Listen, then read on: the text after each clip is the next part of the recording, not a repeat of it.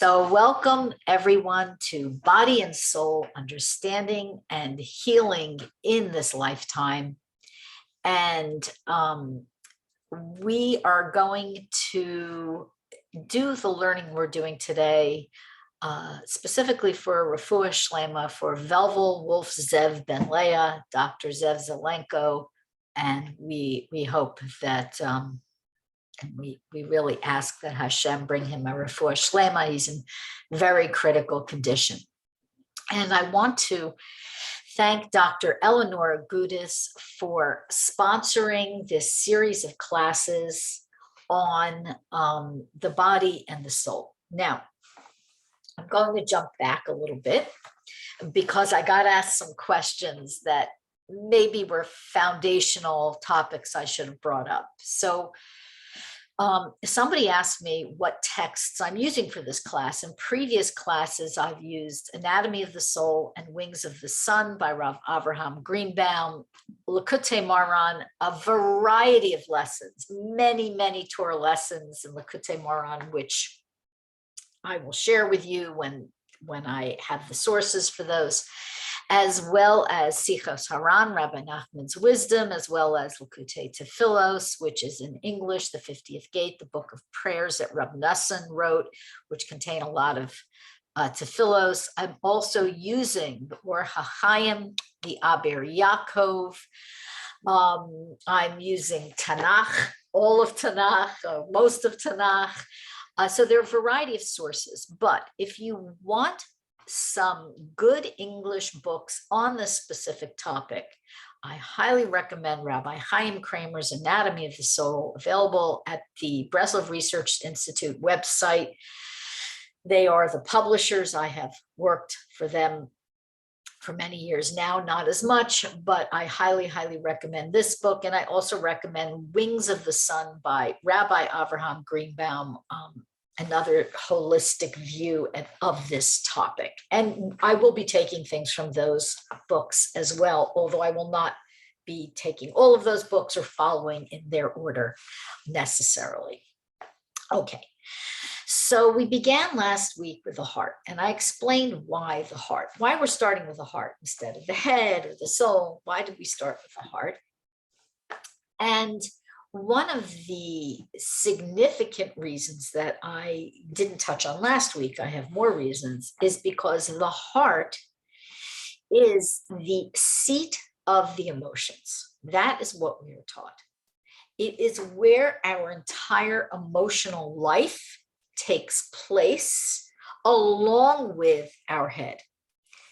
Now, this, for anybody who has a more holistic worldview, knows that we can expand upon that to include many of the body parts, because we also have emotions in our stomachs. Anybody who's ever had a nervous, upset stomach knows that. We also have emotions in our back. The emotions affect the back. The emotions are reflected in the state of the back, and so on. However, for all intents and purposes, the heart is called the seat of the emotions. And we want to explore a little bit about why, and why this is so important to our spiritual and physical well-being, and why did Hashem make us this way? Why do we have all these roiling and conflicting and difficult, and some easy, but mostly difficult emotions that we have to deal with in our lives? Now, the rest of the world looks at what's going on outside of ourselves, outside our bodies, our social situations, our family situations, our work situations, the larger political landscape, world situations. The rest of the world looks outside the body and they say, if only this would happen or that would happen, I would be happy. If only I won the lottery, I would be happy. If only my mother-in-law appreciated me, I would be happy. You get the picture. So the Jewish way of understanding this is completely and utterly the opposite, and it has a profound effect on our physical and emotional well-being. How we understand the emotions that reside in the heart. The heart is that arena in which emotional generation takes place. We understand them thus. We understand them, excuse me, I'm going to let somebody in. Okay, we understand the emotions to be an important facet of our service of Hashem. We are commanded, as I mentioned last week, to love Hashem with all our hearts. And when we love Hashem with all our hearts, we are serving Hashem with the emotions that reside within our heart. This is, again, very, very different than the world at large. Now, how do we serve Hashem with our emotions? What does that mean? Does this mean that our emotions are legislated? How can we be told you have to feel a certain way, and you must feel that way, and you need to feel this way? So this, in truth, is in many ways, excuse me, I'm just having a lot of people in the waiting room that need to come in. Let's see if I can figure this out while I'm talking to you. So we need to figure out ways in which we can align our inner worlds, our inner experience of the world, which after all, the interface really is our emotions. That's our psycho-spiritual expression of our lives. So how can we align this with the difficulties that we face, the difficulties that we feel? So I'd like to take you back to when you were a child.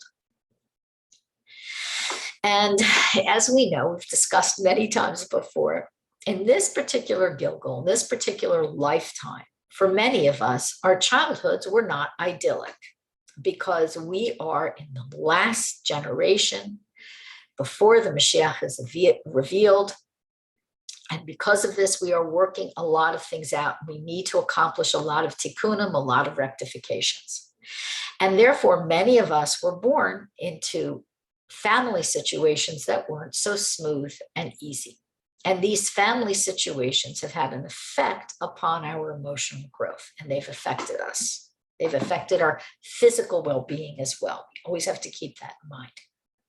And what has happened, excuse me, I'm just letting people in. I really need someone to help me with this, but we'll figure that out one day. What we find is that even in the most perfect family situation with two loving, supportive parents and no traumas and so on and so forth, we all had moments of emotional dysregulation as children, as when we were children. We had moments where we cried because we didn't get the dessert we wanted or couldn't go to the party we wanted. I mean, I'm not talking about major traumas here. And we were most likely, from what I hear from the majority of women, no matter how they grew up, religious homes, non-religious homes, doesn't make a difference. We're not taught to emotionally regulate themselves. Okay. Today, this is a hot topic, of course, in child psychology and parenting classes and so on.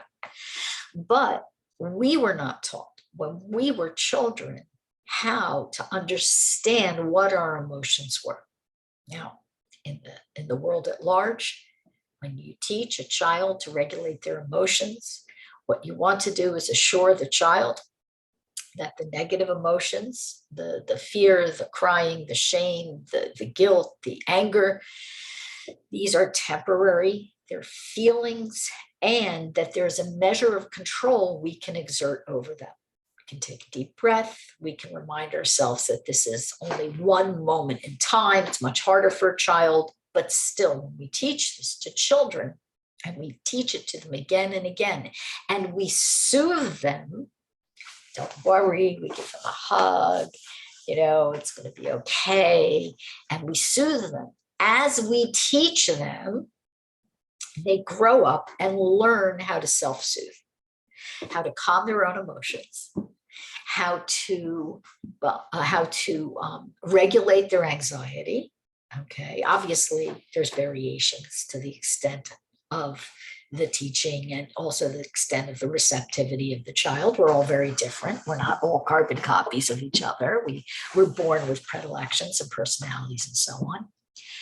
And today, what we find out is, I would say, many women are not being taught this or haven't been taught this, and therefore their emotions take on a life of their own. And their emotions are very often their main interface with their experience of what it means to live in this world. And this puts tremendous pressure on the physical heart, as well as obviously our emotional makeup. Okay. So I mentioned last week that I had a few students and coaching clients who had some heart issues and had some minor, some serious. And what I would like to say is that I have noticed that once the emotions themselves, as long as the issues haven't gotten so out of control that the heart hasn't suffered very permanent or severe damage, God forbid, that a lot of the issues have resolved themselves. The physical issues have resolved themselves. So the main emotions that cause the disruption to the heart are fear, anger, and depression. Okay. Now, there are other ones as well that feed into it, but the main ones are fear, anger, and depression. Now, last week I spoke about the importance of joy and how depression harms us, and how, again, the Jewish approach, the Breslov approach, and the Jewish approach in general turns the entire secular approach on its head, the entire worldview approach on its head, in that depression isn't something we succumb to, we're victims of, and so on. We have a certain amount of choice. Now, obviously, if somebody's seriously suffering from depression, we have to start from where they're at, and where you're at might be just to get some symptomatic relief. That's another topic, and we will hopefully get to that further on in this course. And I also mentioned fear. And I'd like to talk a little bit about rectifying fear today. I talked about it last week, and I also talked about it in the fear class last Tuesday morning. Many of you have access to that video. If you want access at the end of the class, I'll give you a link. I think it's an important class. It's only half an hour long, and it really explains these concepts. But suffice it to say that fear and love are two opposite sides of the coin, ahava and yira, and these reside in the heart. And fear is also part of what we need to serve Hashem. So we all know we should serve Hashem with love. Okay, we should serve Hashem with ahava. We should come closer to Hashem with love and joy, and this is essential and important. But yira, fear, is also important, because without it, we will not have the motivation to regulate our hearts in the service of Hashem. In other words, okay, so wrap your heads around this. The fear and love, those are emotions with which we serve Hashem, are gifts from Hashem that help us serve him or come closer to him. We can use a more modern sounding approach. Okay, excuse me. I see somebody signed in and signed out. Okay, so let's talk a little bit about love and fear. And we can call fear reverence or awe, if that's more comfortable. Today's day and age, it's definitely, for many people, it's more comfortable. So we are taught that by the Tikkuni Zohar, okay, which is a commentary on, it's actually a major work, a major Kabbalistic text, and it's a commentary on the first word of the Torah. which is gracious in the beginning. Okay, so it's an amazing book. And we're taught that love corresponds to the 248 positive commandments. Why? What are positive commandments? Okay, so positive commandments, the positive mitzvot, such as lighting a Shabbat candle, giving tzedakah, praying each day, and so on. These are mitzvahs that we perform as a labor of love. There's no fear usually mixed in with that. We do them because we love Hashem and we want to serve him by doing these positive mitzvot that require of us an action or a step in a certain direction, whether it's an internal thought or a physical step. Now, the fear and awe, the yira, the reverence, correspond to the 365 prohibitions, the negative commandments, okay? And we've discussed before that these also correspond to other things, but in this model, okay, fear corresponds to the prohibitions. Why? Because often, says the Tikkun Zohar, often what happens is the reverence for Hashem, and if we want to be plain speaking about it, the fear of Hashem, or at least the fear of receiving a correction or punishment. We don't like that language so much, but the fear might motivate us to not overstep that boundary. What would it be a boundary? Eating a ham sandwich, engaging in illicit relationships, and so on. So it very often, the love and the fear themselves, by their nature, are there to help us come closer to Hashem and to walk the paths of the mitzvot, of the commandments.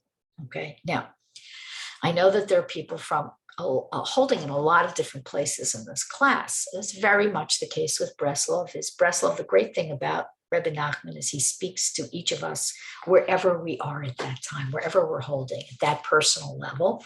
He manages to do that, which is so beautiful. And I want to say, in that holding ourselves up to, or holding other people up and comparing ourselves to where other people are holding, very often is not helpful. It sometimes can be a little bit helpful. So we don't need to do that. What we only need to do is compare ourselves to ourselves.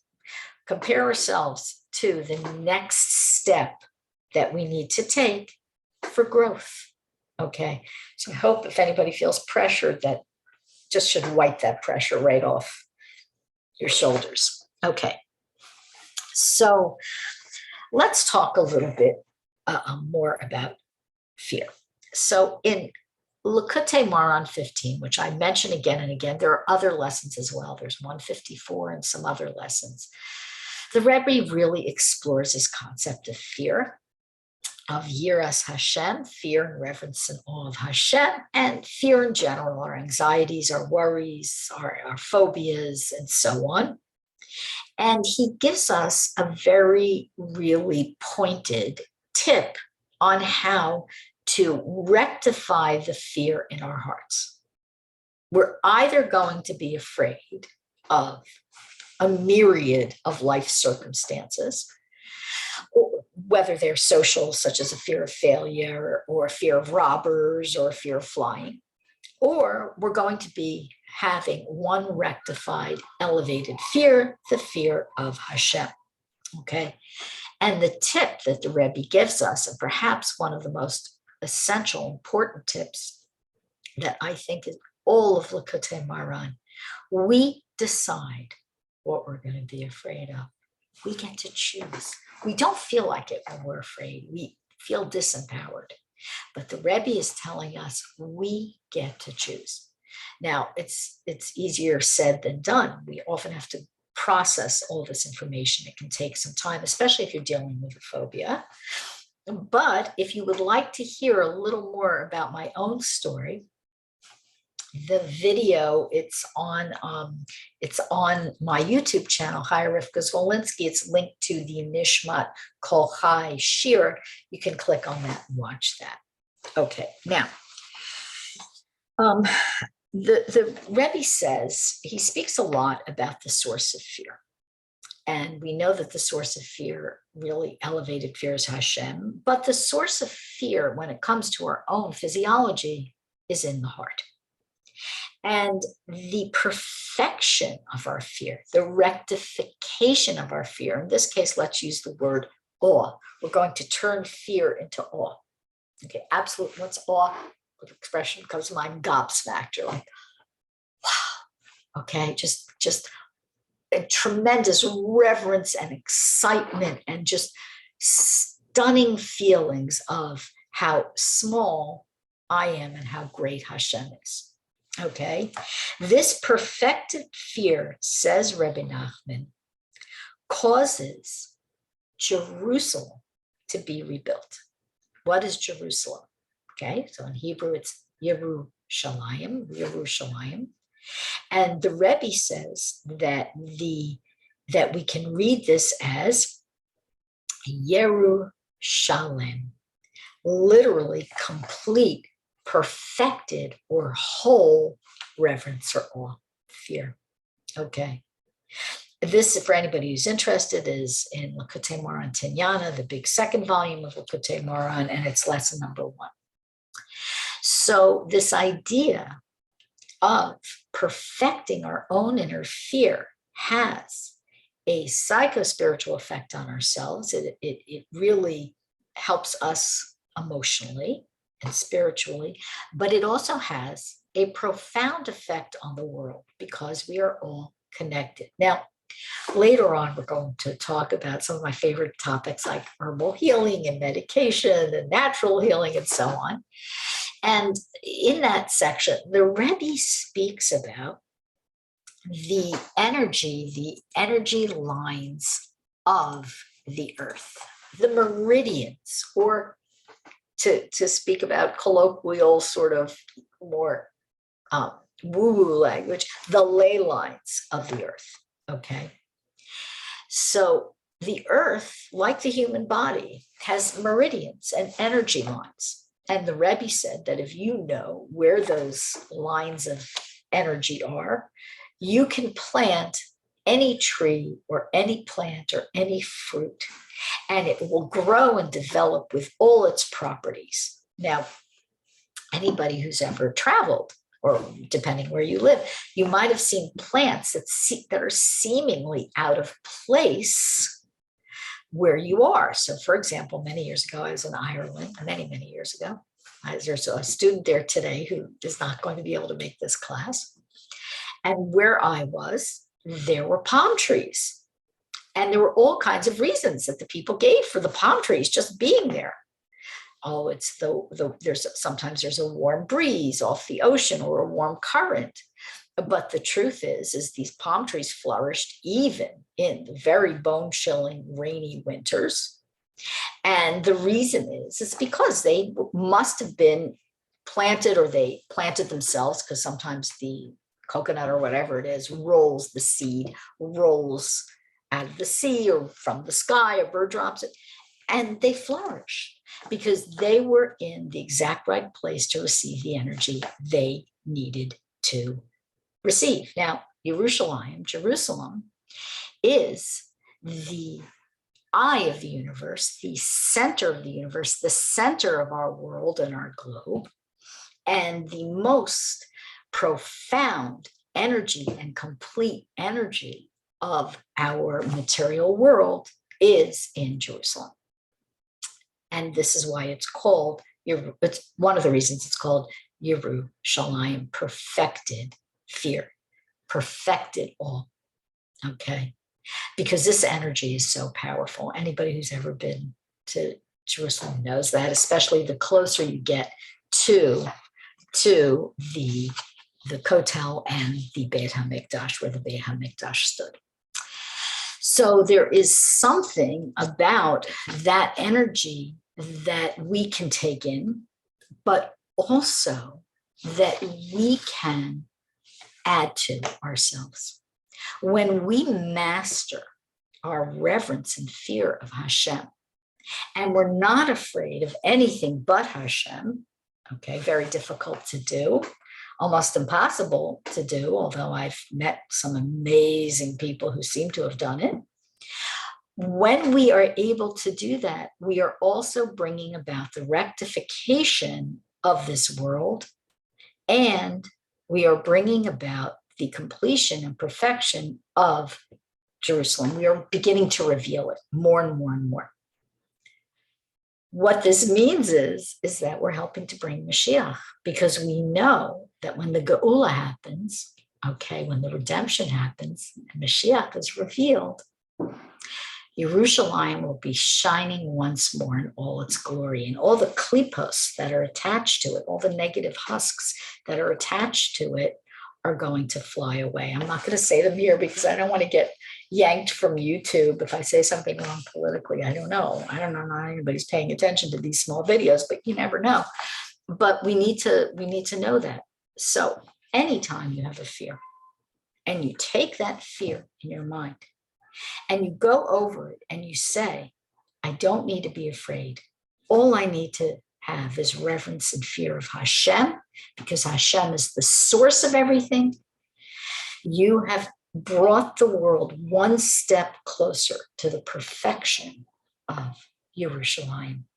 Keep that in mind. Driving down the road, and you're driving down the road, and you see that there are erratic drivers on the road talking on their cell phones and so on. Okay, so you want to avoid them. Obviously, you don't want to put yourself in the path of fear. But you can say to yourself, I'm going to elevate my fear to Hashem. I'm going to focus on saying Tehillim. I'm going to focus on remembering who I am and what my job here is as a Jew. Okay, now, the rebuilding of Yerushalayim is not only the benefit of developing your fear, but also this rebuilding and revelation of Yerushalayim.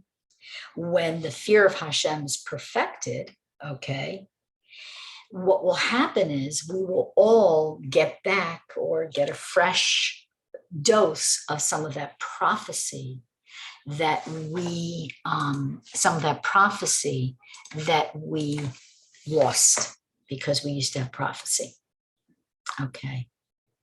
Who doesn't want that back? We all want that back. In this lifetime, we have moments, a moment here, a moment there, Ruach HaKodesh, a moment when you name your child, you have Ruach HaKodesh, okay?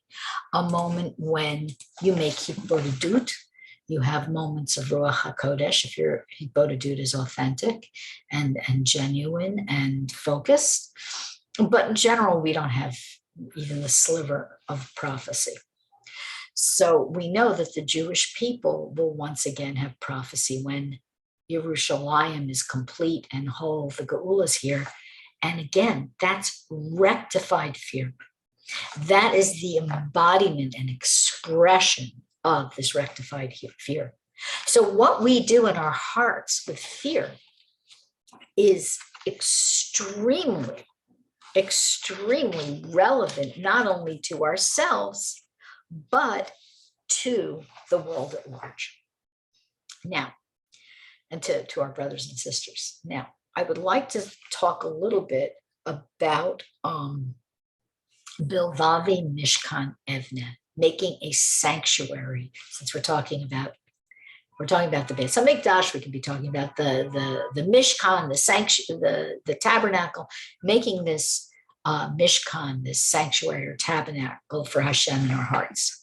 So in Parshas Teruma, okay, which is, I wrote it down very bad with the English names, Exodus verse 25:8, Hashem says, and you shall make a sanctuary for me so that I can dwell in their midst, in the midst of the Jewish people.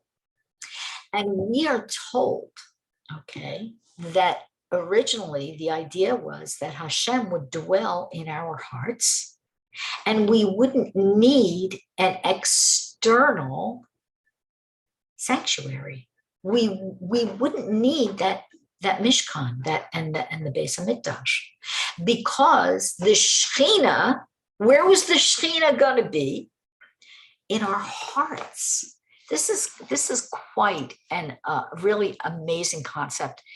I have to tell you that for me personally, sorry, I'm really going to ask somebody next time to help me let people in and out of the waiting room.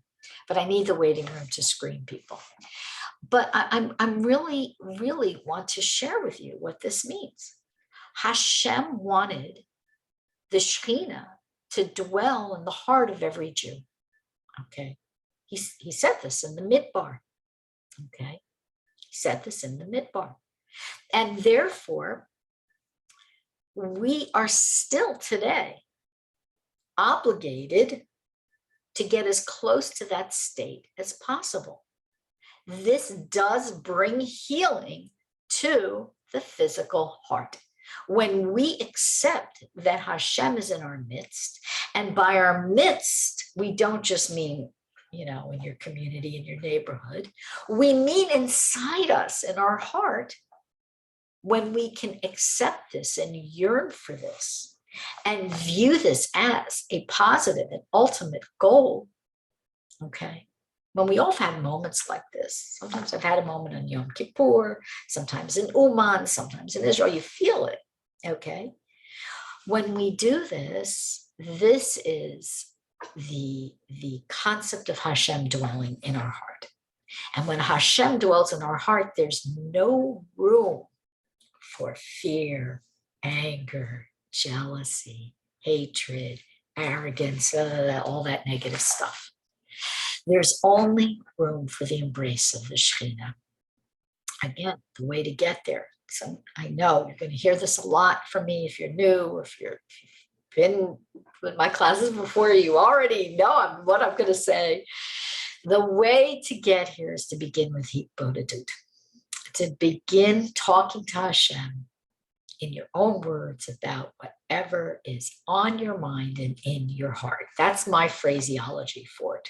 Very specifically and with intention. That's why I use that on your mind and in your heart, because we need both. Okay. And from the heart. It should be from the heart. And this makes room for Hashem. Because when we have a relationship with somebody, we talk to them. And when we talk to somebody, we have a relationship with them.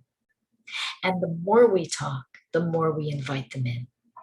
Okay, the more we have a conversation with them, not just talking, but listening too. So, Bilvavi Mishkan, Evneh, the building this Mishkan in our hearts. Okay, many of you know the song. It's a beautiful song. Some people sing it at Shalashiddas, at the third meal, on Shabbos, on Shabbat. It's a very pretty song. I know there's many melodies, newer melodies written for it. Even the old melody isn't so old. I think it's just from last century. I don't think it's that old. I don't know how old it is.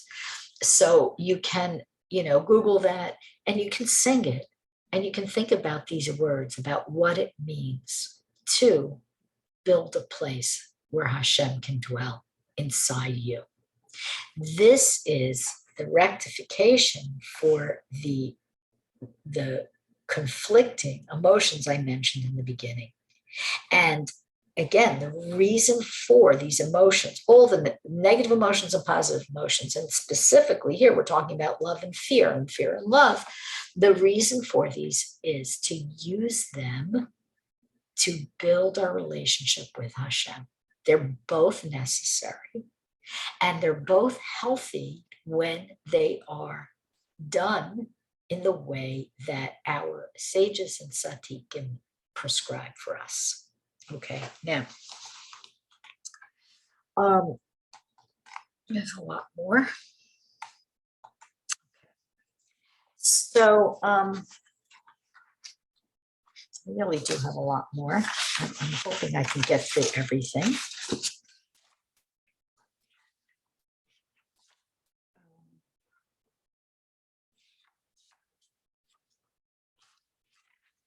Oh, okay. Yes, I do want to say that Rav Chaim of Volozhin says that each Jew is a, a miniature Mishkan. Okay, we know the expression of Mikdash Me'ad, a miniature sanctuary or miniature Beit HaMikdash in our homes. That's what our home should be. But each of us, he says, is really a miniature Mishkan. And in order to be a miniature Mishkan, it means we have to really work on the aspect of purity, okay? And if we want the Shekhinah to reside in our heart, we need to work on this aspect as well. We're going to talk about that later on more and more, but I wanted to bring it up to keep in mind, because we don't want to bring the Mishkan, we don't want to build a tabernacle in a place that is, let's say, a dumpster outside of town. It's not where we want to build it. So this is something we can work on too. Okay, now, I'm going to speak about a few more topics today. Let's see how far we can get. Okay. One of the topics is curing the feelings of blockages in the heart, as well as curing physical blockages in the heart, okay, because they go hand in hand very often. Okay, remember, if you remember back to the first class, I spoke about correlations and causations, and it's not always exactly one-on-one. The ratio isn't always perfect, and sometimes it's not. But in general, if we cure the blockages in our heart, in our emotional heart, we cure the blockages in our physical heart, or we invite curing in, we invite a refuah in.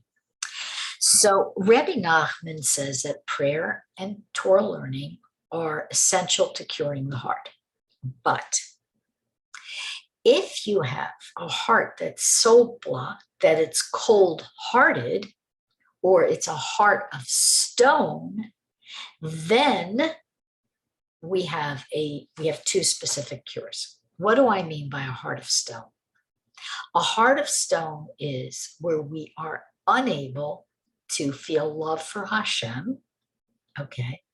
We are unable to feel love for each other, and even, in a sense, to feel real love and appreciation for ourselves. Although some people with a heart of stone feel it for themselves, but not for anybody else. Feeling love, what does that entail? Because it's a primary emotion of the heart. So it means that we actually feel another's joy and another's pain. Very often in this mixed up world, certainly in the world of, I would say in the world of the people who are in the news, what's out there is a sense of one-upping each other, a sense of jealousy, and a sense of hatred.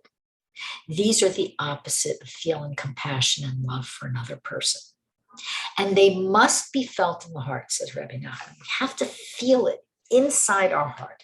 We all know the difference between having a passing, genuine maybe, but momentary pang where we see somebody, in my day growing up, it was the children of Biafra.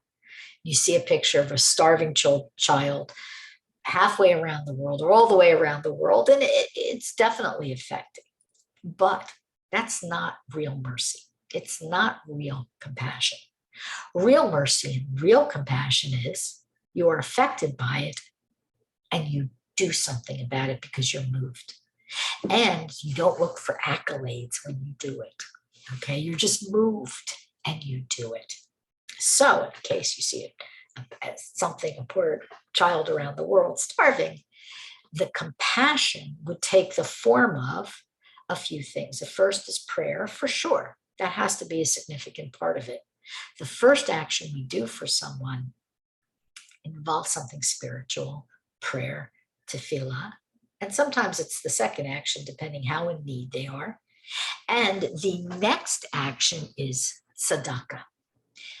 And we can generalize tzedakah, charity, we can generalize it under the heading of chesed, doing loving kindnesses, because part of tzedakah, part of chesed in general might mean an action that involves chesed in addition to or instead of money, depending on the particular situation. So if you see someone starving, I'm giving very prosaic, basic examples. You see somebody starving, a form of tzedakah, certainly a form of chesed would be to give them money to go buy something to eat. Another form of chesed would be handing them your sandwich. Another form of chesed, a rich form, would be to feed them immediately because they're hungry, for sure, and then spend time with them, getting to know them. What are their needs? Why can't they afford anything? Maybe they need mental health treatment. Maybe they're just ended up homeless and from a negative abusive situation. Maybe they need to go to a rehab. You don't know. So real compassion and mercy means an intervention of some kind. And we have to be judicious. We can't intervene with everything and everybody. But if we want to know if we're capable of feeling compassion, then we know that there are many, many times we need to step up. Also, chesed might mean motivating other people to join you. Again, this is a very, very broad picture I'm painting, because each individual case involves a certain amount of knowing what is in alignment with Hashem's wishes, which would be an understanding of the mitzvot and the halacha, okay? And also what would be helpful to the person, because how many of us know someone who's been helped or who helps, and they always give what the person doesn't need? I mean, it happens, you know. People want to help, but they don't think to ask, well, what do you need? Maybe you need something. Maybe I'm projecting on you what I think you need. So this really thinking about our compassion, davening to have compassion, okay, is vital to curing the heart. Why? Specifically with giving money, I will explain why. Okay, giving money is giving dam. Money is equated to blood. Blood is your life force. When you give tzedakah,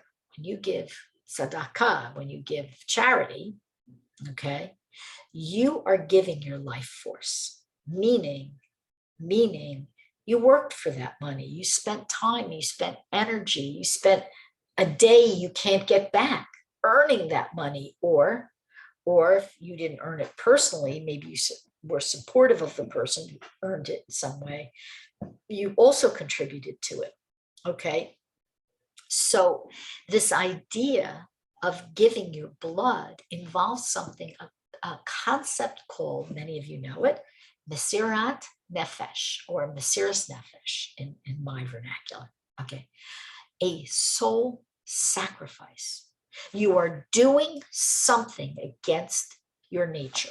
Now, you might say, oh, but I have a very kind, generous nature. You may, but when anybody gives that is practically speaking against their self-interests, it's called giving against our nature. It's called displaying Mesiras Nefesh, a soul sacrifice, okay? And it's like martyring yourself a little bit. Okay, you shouldn't actually express it as martyring. Nobody really loves somebody. Oh, I put you through school. I'm such a martyr. Okay, nobody really loves that. But it's still a minor form of martyring yourself, not for another person, but for Hashem. Because when you help a Jew, when you show love and self-sacrifice for another Jew, it's showing love and self-sacrifice for Hashem. It's the same thing. A Jew is like a Sefer Torah. A Sefer Torah is Hashem's words. You help a Jew, you show Hashem you love him. Okay? When you do that, miracles can happen, which is why giving tzedakah is one of the first things that people do when somebody, God forbid, isn't well. They give copious amounts of tzedakah. I spoke about a pidyon nefesh, I think, in this class, maybe the first week. or this concept of giving money above and beyond your maaser, your 10% or your 20%. Okay. There's something about taking something that costs, it hurts. Okay. Because it goes against the nature. Okay. If it comes easy to you, you're probably not giving enough. Okay. Or if it comes that easy to you, there's something else you need to bring to the table. Okay. It's not a criticism. If giving tzedakah is easy to you, you either need to give more or you need to bring something else, some other act of compassion, like I mentioned before, going and handing the person the sandwich, okay, building the organization that's going to help those people who need it, joining in with an organization in order to take your role, contributing to the rectification of the whole world. All of this heals the heart. And it also heals the body in general, okay, not just specifically the heart. Now, when you give all of your physical efforts, okay, so you're giving money, which is hard, we earn it. I mean, okay, yes, it's from Hashem, but we do that work in order to create the vessel in which to receive it, okay? So when we give the money and we give our time also, we give our physical effort also, okay? For some people, it's very difficult to write a check. They may be able to give more physical help. For some people, it's very easy to write a check. They need to give more physical help also. For some people, it might be hard for them to give a check for psychological reasons. For some people, it might be hard for them to give a physical help or get involved for psychological, emotional reasons, whatever it is. When we step outside our comfort zone in the area of tzedakah, very important, outside our comfort zone. I'm not saying if your comfort zone is here, I'm not saying you need to go here off the charts, woo, woo, woo. I'm saying if your comfort zone is here, you need to go to here, okay? You need to expand your comfort zone slightly. Then the entire body becomes a heart because you're doing the mitzvahs of love. You're expressing ahava. Your entire body becomes a heart. If you're handing over that sandwich, your hand becomes the heart, okay? If you're walking over to help an elderly person cross the road, your feet, your legs become the heart. You become all heart. And then the tzedakah and the chesed arouse love, not only from other people for you, which is good. It's a very good thing. Not only from Hashem towards you, but it arouses your own love. If you want to experience true love, you have to love. I'm going to love. I'm going to do the actions that express love. Okay. Now, a little more. Okay, so Rebbe Nachman teaches in L'Kutei Moharan, Tinyana 15, that a heart of stone refers to people who are distant from giving tzedakah. And someone with a merciful heart is someone who is charitable in all measures, okay? And the Rebbe really is promoting tzedakah as a, people say tikkun haklali, the universal remedy, a complete remedy for everything. We'll talk about tikkun haklali as we go further in the class as well. But the Rebbe says there's another cure-all, and that is giving tzedakah, okay?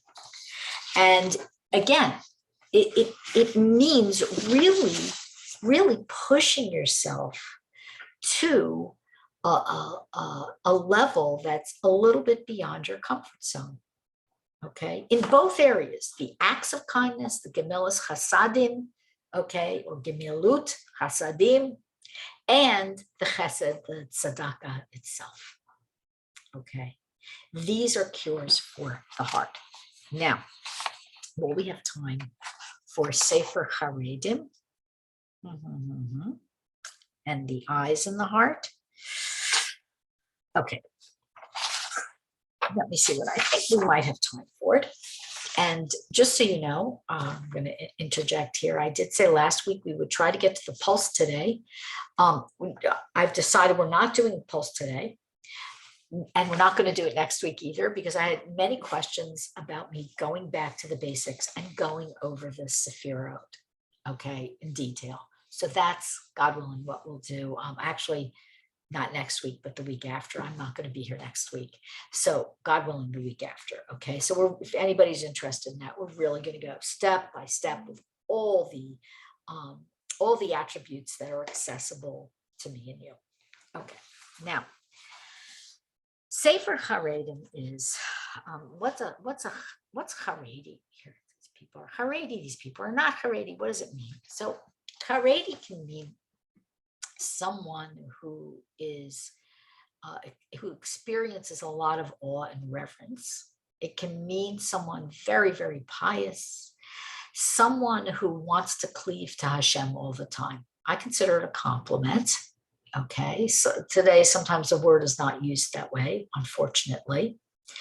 But there was a rabbi in the 1500s, the secular calendar, 1500s. His name was Eliezer. It's either Ezkari or Al-Kari. There are a few variations of his name, or Ezkari. I don't think anybody really knows the vowels. I think that's really what the issue is. Okay. And he wrote a book that I mentioned before, which explains the body parts and the rectifications for each of them, which are the mitzvot. Each mitzvah, as we began this class today, we sort of talked about it. Each mitzvah corresponds to a body part or vice versa. Okay. He also spoke about the Beis HaMikdash, the Bet HaMikdash, which I spoke about earlier today. And he spoke how each tool, each room, each item in the Beit HaMikdash, and how the way it was structured was analogous to a human body. Okay, and it functioned like a human body. So if we want to know how our body functions and what it really needs, we can look at the Beit HaMikdash and use it as a model. Now, there is not a lot of detailed information on this out here. I have spoken about it before in the Parsha class. But what I will say is Mashiach will probably explain it all to us. And I look forward to that day. Probably won't go through it in this class just because it's vague and it's difficult language and it's complicated and it's not so clear. Okay. However, what I would like to do is to continue with some of the Sefer Haredim's ideas of how to improve the health of the heart. Okay. So when we say the heart in this instance, we are also, in this specific instance, very much talking about our thoughts, our minds. They go hand in hand. Our feelings are like the thoughts of the heart, but our thoughts, our mental thoughts, our intellectual thoughts feed the heart, okay? And sometimes vice versa as well. They're so close in how they occur one on top of the other, it can be very hard to sort out. So when we say the heart, we also mean the inclinations of the mind, because sometimes even the logical, cold, hard mind can really be a tool of the passions of the heart if that mind isn't so clear. So I would like to say the positive mitzvot that help heal the heart. Okay, very important. These are very important. I actually just realized I should probably paste them onto my refrigerator. You want heart health, follow these. 1, to respect and love others. Okay, especially Torah scholars, people who cleave to Hashem. We should be respect and kindly to everyone, but especially people who believe in Hashem and his Torah, because this will help you in that area as well. And it shows your love for Hashem. 2, modesty and humility. Okay. Avoiding being arrogant, being humble. This is good for the heart. And when I get to the life and death section, I'll talk a little bit more about this, because humility is essential. Humility always gives you a second chance. Okay. So these 2. Next, controlling anger. Not only controlling it on the surface, but being dom and shtok, as Rebbe Nachman says. Don't speak anger, and don't even allow yourself to feel it in your heart. This flies in the face of all today's psychology. Oh, you have to validate it. You have to express it. You have to get it out. You have to acknowledge that you're angry. It's a real emotion. It's a real thing. Yeah, it's true. You may have to talk things out. It's true. But we don't really validate anger per se. We validate that whatever we've experienced it, then we're experiencing the responsive action or this responsive emotion is anger. We can validate that this was a negative occurrence. It was unjustified, whatever it was. We can certainly agree to that. But anger is toxic. Anger is the most toxic thing for the heart. Anger, depression, and fear, those 3 things. But anger might be the most toxic. I personally know people who've had heart attacks, who had struggled with being angry. Okay. So it's something we really, really would like to work on as well. Again, we're going to talk this out throughout this class, and we're going to have discussion, even question answers today. Next, to cultivate a life of joy. Joy is a choice. Happiness is a choice. Again, if somebody is suffering with depression, we can talk about first getting to the point where we can manage that depression and how to create joy in small doses. But ultimately, this is Rebbe Nachman's advice, is to train ourselves to experience and look for joy. The most easy way to do that is through gratitude at what we have. Okay, not looking at what we don't have. We all have tons of stuff we don't have. Okay, next, Amunah. You want to heal the heart? Believe in the Creator. Believe that Hashem created you. Believe he loves you. Believe in Hashgacha Pratis, and divine providence. Believe that you are capable of a relationship with God, and that this is what he wants from you, because he's so crazy about you personally. He loves you. You're his only daughter. Forget everybody else in the Zoom room. You are his only daughter. Okay, that's what it comes to in your relationship with Hashem. Hashem is so great, he can love you like you're his only daughter and like there's no one else. Yet he loves each of us that way. Okay. Believe in the basic principles of Amunah. You can use the Rambam's principles if you like.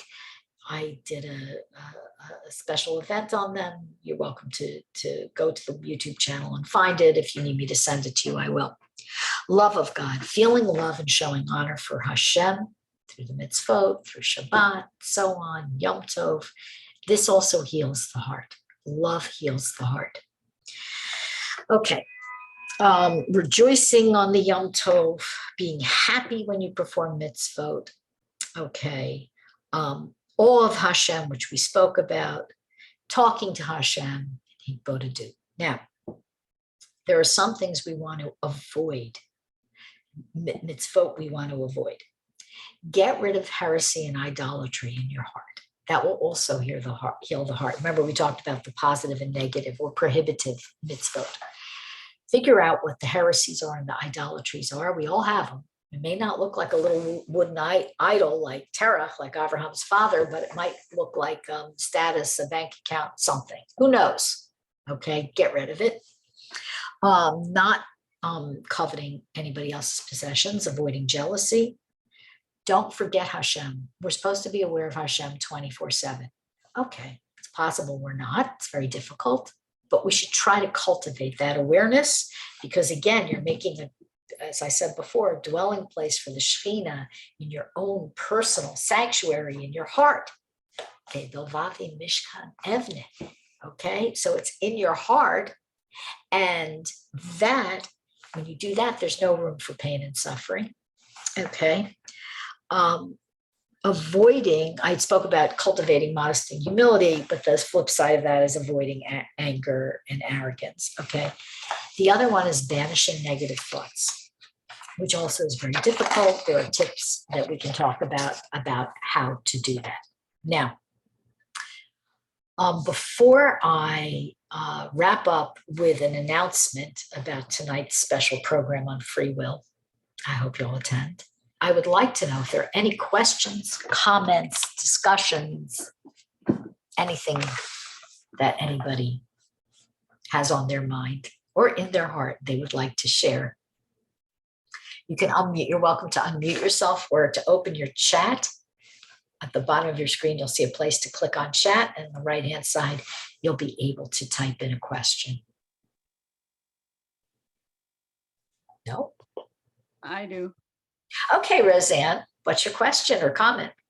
Okay, I don't. Can you hear me? Because it's easier for me just to talk than to try to type it out. I can hear you just fine. Okay, here's what I'm struggling with, and without giving everyone too much information, I have been deeply, deeply hurt by someone close to me a couple years ago, and I'm trying I've moved on, and I've forgiven that person, and I of course, I still love this person, but it's kind of like I've put like a barrier around my heart to avoid me from being hurt again. I'm having a hard time trusting. And how do I get past that? I'm not cold-hearted, but I'm not as soft as I used to be, because I think I'm trying to protect myself from more hurt. So Roseanne, this is such a universal question. I won't take a show of hands because we can't see everybody's videos, but I'm going to raise my hand and say, I've been there. And I'm sure each of us has been there in one way or the other. Okay, so the people who videos up, I see Meridians raising her hand too, and Naomi whose videos up. We've all been there, and maybe we're even all struggling with it. Okay, Bernice is raising her hand. So look at this show of support you're getting, Roseanne. Okay, I hope you can see. Oh, it looks like Roseanne. Is she still? I had my video turned off because I don't mean to insult anyone, but I had to get some dusting done. So I've been listening as I've been dusting. It's fine. Nobody's insulted. It's fine. It's fine. So I just, your question is like this, by the way, this is described in the Talmud. This is what the Talmud say about women. We're easily hurt, and we can really struggle with it. Okay. Yeah. And so the fact that you say, first of all, the fact that you say that you still love this person, I give you a tremendous amount of credit. Okay.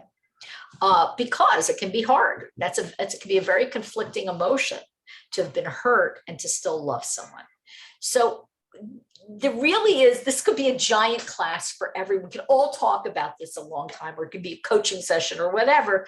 But what I would say is the way to work through this, and it will take time. Okay. In my experience, for the amount of time you've been in a relationship with a person, because it's a form of betrayal when someone hurts you. Exactly right. You need, depending, but if it's like 10 years you've been in a person who's betrayed you, it might take, I wouldn't say it would take 10 years, but it might take a good couple of years to really resolve this emotionally, because betrayal is a terrible feeling. David HaMelech, King David in Psalms, we know he was betrayed so many times, even by his own son and by his friends and so on. And he spoke about the bitterness of betrayal. So I would say, as a practical measures, to say a ton of Psalms. Find the Psalms that speak to you in this area. The other thing is really what comes from not being resentful or hurt or angry with other people is really a belief that everything comes from Hashem. I'm not saying you can do this like that. I should probably snap my fingers. It's rude. You can't do it like that. Oh, okay. Well, I know everything comes from Hashem, so therefore nothing bothers me, because that's not real. Okay. Anybody who says that's real, please. Okay. It takes time. But the more we learn about only trusting in Hashem, the less anger, hurt, resentment, and so on we'll have when other people do to us what they do. Exactly. And it's interesting that earlier you said that the heart, like sometimes people have heart problems from bottled up anger. And, ironically, since this happened, and it's been about 2.5 years now, I've suffered a whole host of symptoms that I never had prior to all this emotion. Right. Stomach issues, hypertension, and I think it's all indirectly related to all these, the resentment that I'm still kind of hanging on to in the background. First of all, I want to give you a lot of credit for being so honest about it. Good for you. That's really, that's maturity. Okay, to just say, I'm having resentment about this. Secondly, if you don't mind me correcting you, please forgive me, but you said that's indirectly related, these health problems. I would say directly related. No, I was going to say directly, but I didn't I didn't want it to sound like, oh, it's all because of this. Because, I eat healthy. I don't smoke. I don't drink. I really try to take care of myself. And every time I go to the doctor, they find, oh, you've got this, you've got that. And it's all been within the last couple of years since this happened. But, I'm a work in progress, and every day I'm a little bit better than I was yesterday as far as getting past this. Your classes this is my first time that I've really actually tuned in, but I followed you like on the internet and things like that. And I think it's great. I have a lot of rabbis that I follow, and they're wonderful, but it's so nice to connect with another woman. It's just a real joy. So thank you. Thank you for all you do.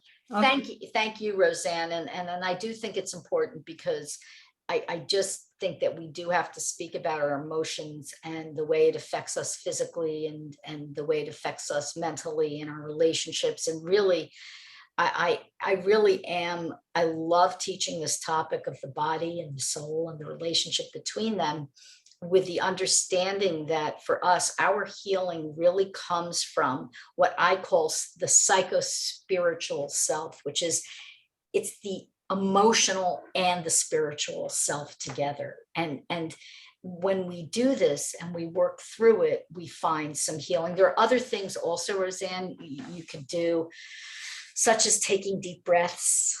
That's very healing. We'll talk about that at some point. Maybe Nachman speaks about that. The fact that you eat right is great, but really just putting all your trust in Hashem and knowing that that person was just an agent of Hashem for whatever reason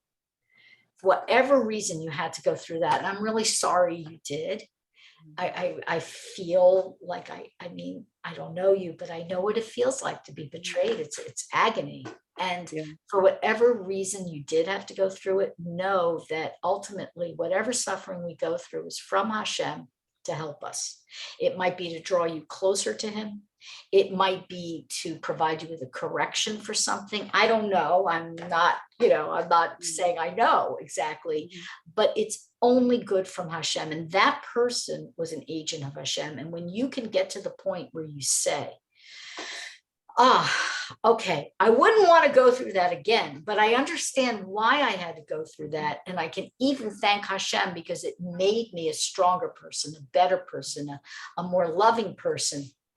Then you'll know that you have gotten to a place where healing is possible if it hasn't already occurred. Thank you so much.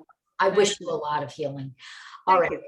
I'll mute myself again. Thank you. I hope to see you again, Roseanne. Okay. Anyone else have any questions? Yeah, I wanted to add something, if I may. Yes. Who's speaking? So, yeah, Judith. Oh, hi, Judith. I find that if really somebody insults you or hurts you, depends how close that person is to you. Like if it is a spouse or it's one of your children, it's a whole different story than if it is someone else. And not only that, what you said is so true. Like we know that it's coming from Hashem. And for whatever reason, like if I had to go through this pain, you know, you kind of, I accept it. Maybe it's a kapara for something that I did or whatever it is, you know, so then you really kind of embrace it. But it hurts that the agent was somebody, a loved one. So That was the agent that Hashem decided to use to, you know, to kind of to hurt your feelings. But there's nothing you can do about it. And I also feel that if you daven, okay, again, I'm talking about, you know, you can do it for the kids, for the spouse. If you daven for them, then you kind of, I guess, these things don't mix. If you daven for somebody, you cannot have resentment for that person. Yeah. Because you kind of, you daven, you love them. You know, so kind of the resentment kind of falls off, and you just hope that they'll come around, and then whatever issue they have, because definitely there is some issue that you don't know about, they are maybe hurting as well, and that's why they are hurting you. So it's like, it's a very complex kind of a thing, you know, to accept it from Hashem, that, you know, it's not the other person's fault. It's So something thank you for your wisdom. That was a lot of wisdom in that 2 minutes, a lot of wisdom. So yes, I'm just going to reiterate in brief, because I think your points are very, very important. And the first point you made was, it depends how long you know someone, the intimacy of the relationship, you know, whether they're very close to you or not. That also, of course, it has a very profound effect on your resentment. If you're constantly being hurt and offended by people you don't know, then there are other issues to work on. You know, then seriously, you need to like really take a look at relationships.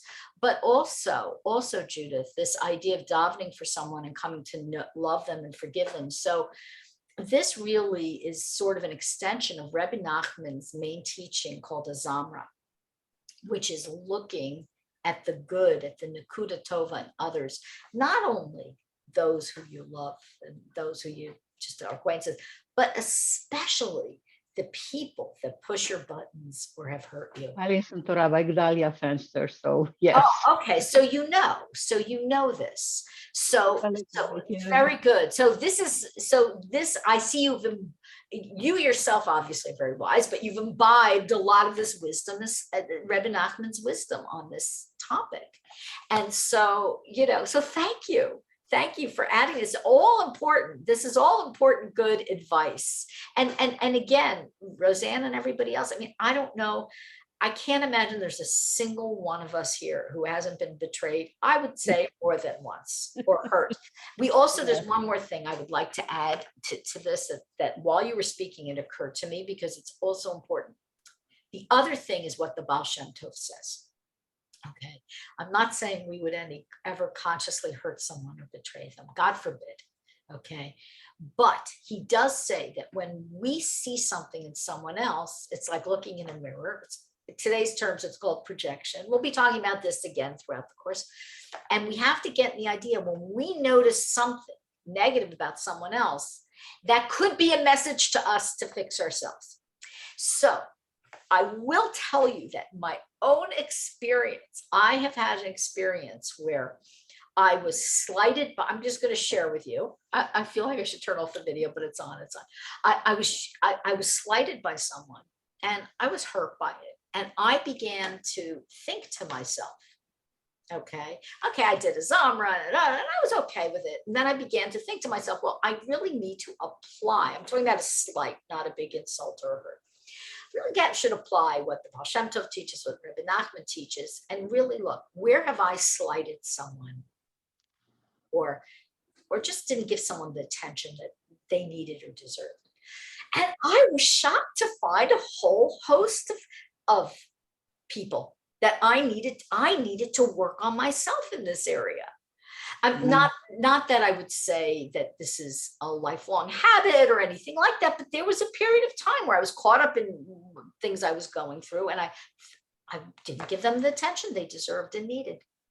So that's another aspect to this idea. And again, I'm not invalidating what you went through, Roseanne, or Judith, what you're talking about in any way, God forbid, but I do want to bring in that additional point as well, because really, we have to take all the pieces of this puzzle to bring about the resolution for ourselves and get to that next level.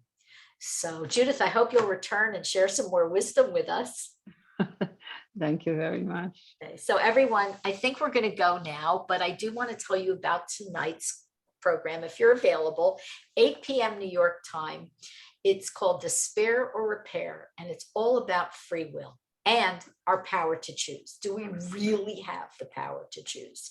It's also my birthday tonight, and for everybody who comes, I'm going to give you a birthday bracha, because this is how I'm celebrating my birthday as a Torah. So I hope to see you. And either way, have a very good week. And I'm going to be writing next week. I won't be teaching, but the week after, God willing, I'll return. All right, everyone. Have a great day. Take care. Thank you so much. Amazing. Thank Thank you. Bye-bye.